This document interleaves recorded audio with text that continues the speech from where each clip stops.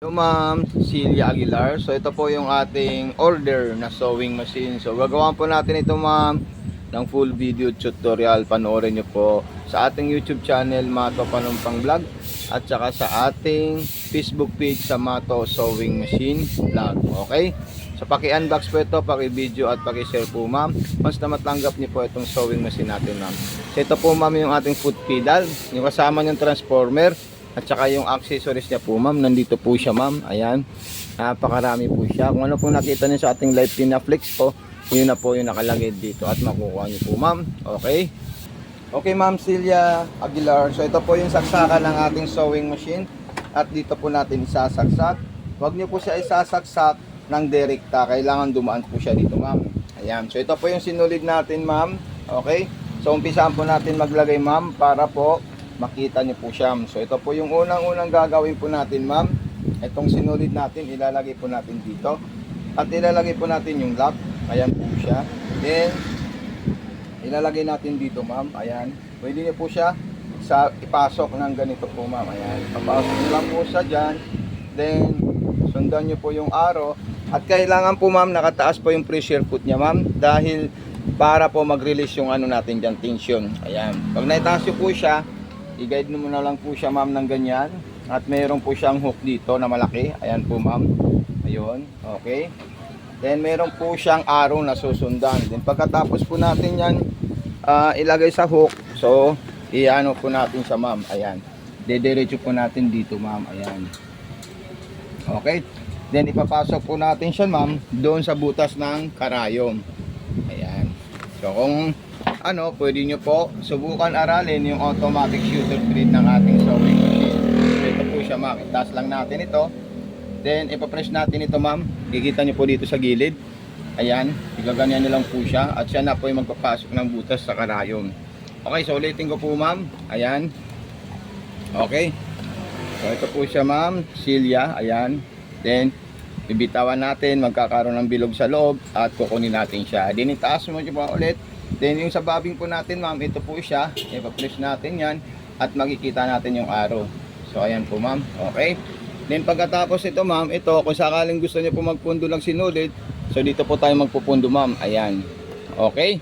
Then itatali natin yung sinulid natin ma'am. Itong sinulid natin ma'am, ayan po siya. Itatali niyo po dito ma'am, Celia ito. Ayan. Then itulak niyo po siya dito ma'am. Okay. Then hawakan nyo po yung sinulid nito ma'am. Ayan. Then pagkatapos nyo po siya hawakan, alin natin siya na maayos. Ayan. Hawakan nyo muna po siya. Pindutin nyo po to ma'am. So ayan po siya ma'am. Magre-refill na po siya ng sinulid. Ayan o. Kailangan hawak-hawak nyo po yung sinulid na i-refill nyo po ma'am para hindi po maluwag yung thread refilling natin ma'am. Okay. So napakadali lang po yan ma'am. Dahil kailangan talaga hawakan nyo po talaga yan dahil pag doon po siya nagre-refill sa ilalim po ma'am. Ayun, nakita nyo po siya ma'am.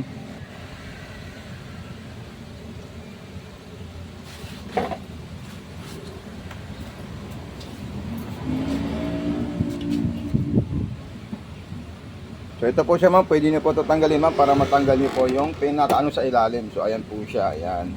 Tanggalin nyo lang po yan ma'am para matanggal nyo po yung mga sinulid na nakabalagbag at nakasabit po dito ma'am. Ayan. Okay, so madali lang po ito ma'am, tanggalin po ma'am. Ayan. And then ibabalik nyo lang po ito ma'am. Ayan. Balik nyo lang po siya ng maayos. So ito po siya ma'am, papasok nyo lang po ito ma'am kasi may arrow po yan susundan. Ayan. Ayan, ganyan lang po siya ma'am. So ito po ma'am yung na-refillan natin ng sinulid ma'am at ilalagay po natin doon ma'am. Kasi po kailangan po natin masundan yung indicator ng ating sewing machine sa bobbing. Ma'am Celia, ito na po siya ma'am. Ilalagay po natin dyan. At pagkatapos natin ilagay, isasabit natin doon po ma'am. So ito, susum natin yan ma'am para makita nyo po siya ma'am ng maayos. Okay. So ayan po siya ma'am. Ayan. Then may indikita doon yung sinulid natin, ipapasok natin ng ganyan. So ganyan lang po siya ma'am. Okay. So yan, perfect po siya ma'am. Okay. Then hahawakan natin yung sinulid natin nang galing sa karayom. So ganito po siya ma'am ang gagawin yung sunod. Ito po siya. Ayan. Okay, then ayan po siya ma'am, kinain niya po at hihilain mo na dahan-dahan yung ating sinolid. So, ang perfect po niya ma'am, ganito po, naka-sliding po siya ma'am, ayan o. Yung sinolid natin, naka-slide po siya ng ganon. So, kukunin ko yung dalawang sinolid natin. So, ayan po siya ma'am. Okay, din pagkatapos, ilalagay po natin dyan. Then, ito, ilalagay po natin dito ma'am. Ayan, so napaka-solid po yan ma'am. Ayan, so susubukan na natin siya ma'am, mag-stitch design. Okay. So, unang gagawin po natin ma'am is, maglalagay po tayo ng tela. So, ito po yung tela natin ma'am. Ayan po siya. Ayan. Then, nasa straight line po tayo or pang aging. So, pipindutin natin ito ma'am. Ayan. Ganyan lang po siya ma'am. Okay, yung speed control niya, depende po sa inyo ma'am kung ano pong bilis. Nasa medium at nasa high. So, ayan. Kung magbo-border naman po kayo, pwede niyo po gamitin yung number 8, number 9. So, ayan po siya. Ayan, magagandang border po yan ma'am. Ayan, lahat po yan, gumagana po siya ma'am. At kung mayroon naman po kayong concern, huwag po kayo mahihiya mag-message sa Mato Sewing Machine Vlog. Facebook page natin po yun ma'am. Okay? So, doon po tayo namimigay ng mga video tutorial at concern sa ating sewing machine na na-order. Okay? Pag gagawa naman po tayo ng button holder, ganito naman po siya ma'am. So, ito po ma'am yung ating button holder. Then, ilalagay natin ito ma'am. Ayan po siya. Pagkatapos, ipapasok natin dito at ilalagay natin dito. So, ayan po siya ma'am. Para sukat po ng pangwalis or button holder yung ating ano. Pwede nyo po tanggalin, pwede rin pong hindi. Then, pagkatapos naman po nyan ma'am, ang gagawin nyo po is itataas ito at pipindutin nyo po yung plastic na kulay black sa likod para bumagsak po ito at mahulog. Pag nahulog po siya, tatanggalin nyo po siya ma'am, then ilalagay nyo po yung pangwalis nyo. Ayan, so ganito lang po siya ma'am. Ito, meron pong indikita dito ma'am na pwede nyo po ilagay dito yung binababa dito na button holder guide. So ayan po siya ma'am. Binababo po yan, dito po yan nilalagay sa pagitan ng dalawang ano. Okay, so ayan po siya ma'am. Ayan. Ayan po, tinapat ko po siya ma'am. Then, ilalagay natin yung arrow po ma'am. Okay, so ayan po siya. So siya na po yung gagawa ng button holder dito sa ating sewing machine. Bahala na po siya ma'am. Kasi tatapusin niya yan para hindi na po kayo mapagod. Kung gagawa kayo ng button holder. Para hindi na po kayo magmano-mano dahil automatic na po yan ma'am sa button holder natin. So kahit anong button holder po dyan ma'am, pwede na po gawin ma'am. Okay, so ito po siya ma'am. Lalagay natin yung tela natin. Ayan po siya. So meron po tayong 14. Ang gawin natin yung 14. Then, tukod natin ito ma'am. Ayan. Okay, so pindutin natin yan. Kasi siya na po yung gagawa ng pangwalis po dyan ma'am. Para hindi na po tayo mahirapan. So ayan, napakaganda po siya kasi double po yung pasada niya. Abante atras, abante atras, abante atras. 4 na bisis niya po gagawin po ma'am. So gagawin natin ulit yung pang lollipop na button holder po ma'am. Pwede nyo po siya hawakan ganyan. Alalayan nyo lang po siya ma'am. Okay. So ayan, pag natapos na po yan, pwede na po yan tanggalin. Ayan po siya ma'am.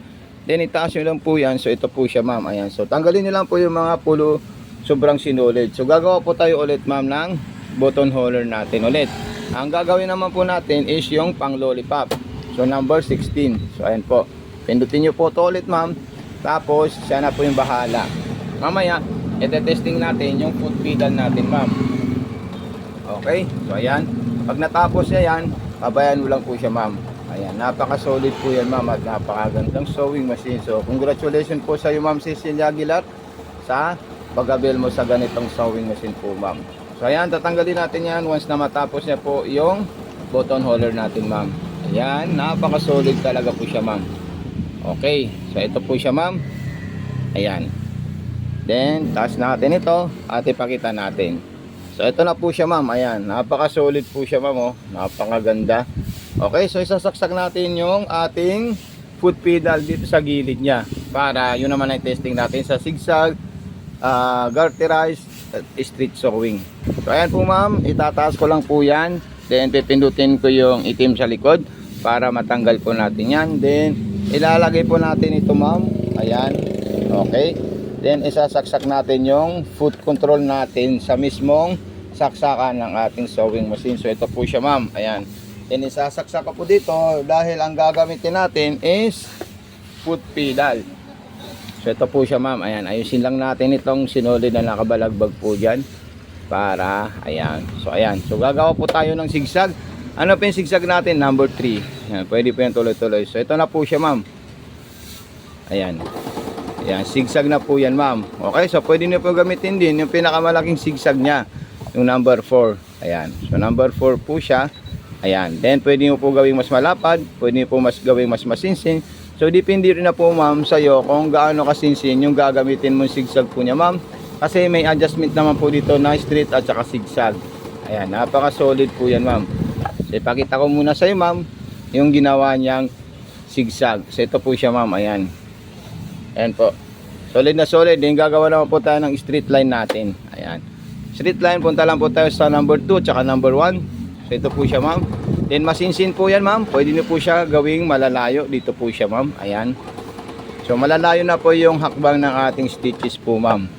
So ito, ayan, tanggalin natin yan ma'am para makita nyo po siya ma'am, na talagang solid na solid po. At goods po yung ating sewing machine, na almost brand new po siya ma'am. So ayan po siya ma'am, ayan. Yung straight line natin ma'am, ito po siya ma'am, ayan, ito po siya. Yung malalayong lakad po niya, is ito na po siya. Sobrang malalaki po yung hakbang niya po ma'am. So maraming salamat po ma'am. God bless and more power po.